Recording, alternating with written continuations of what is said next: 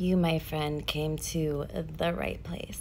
This is about to be real wordy. See me, symbolism is huge. I got the triple goddess tattooed on me a few years before I fully understood who she was. Let me add, my Hecate asteroid is in exactly 13 degrees Scorpio. I like to give everyone the freedom to have their own experiences. Let me give you just a bit of a disclaimer before I talk about any deities. There is something called the eighth sphere. It's hard for me to say.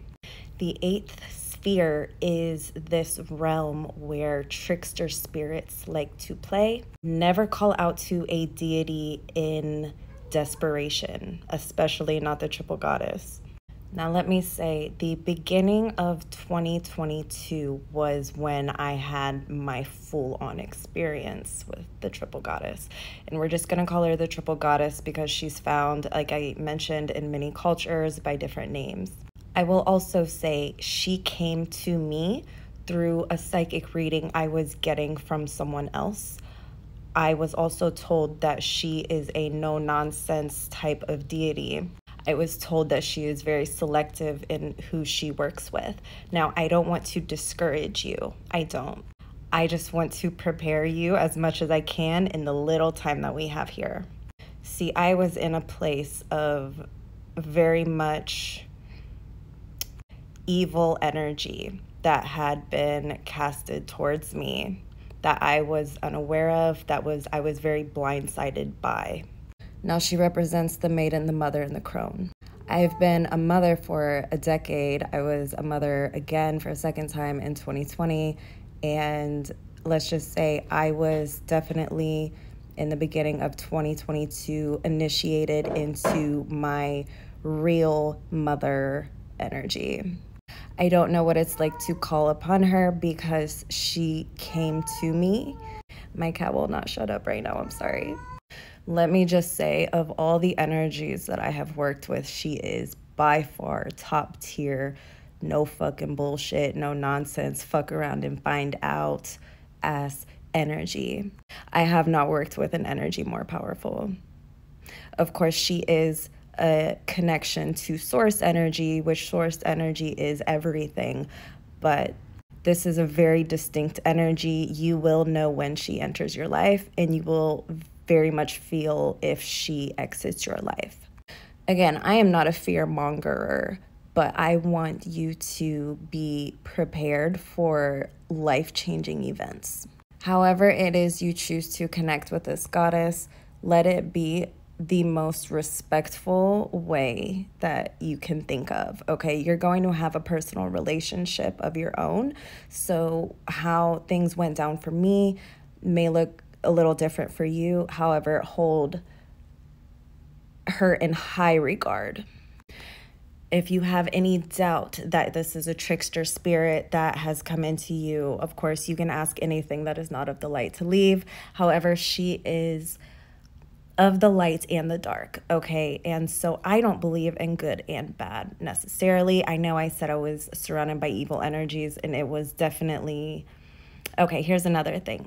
High priestess energy. This is where I get wordy. The energy of the high priestess holds paradox within the womb, and universal law will state that all paradox may be reconciled. I know this is kind of a lot, but she is a lot. One of my first meditations with her, of course, I was in a very low place. I actually did a soul retrieval in hell. Now, I believe hell is like a state of mind, but it was very much the underworld experience and lost souls. I was there and I was reconciling with this part of myself, not to call myself evil, but it was definitely a shadow integration. After that first initial meditation, if that wasn't intense enough, personally, I went through about a 6-month period where I just shut down. I worked on shadow work. I could not socialize. I did here and there, but I wanted to delve into myself. You know, this wasn't like a forceful thing.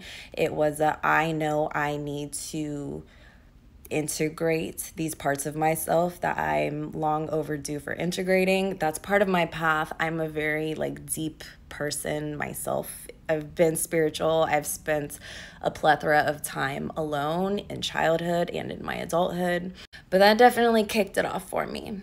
Absolutely, hands down, one of the most intimate ways of experiencing myself through a deity. She showed me everywhere I was weak. The important thing is, I want to wrap this up with shadow work is you will express a lot of pain that just needs expressed, and the whole purpose of that is to feel whole.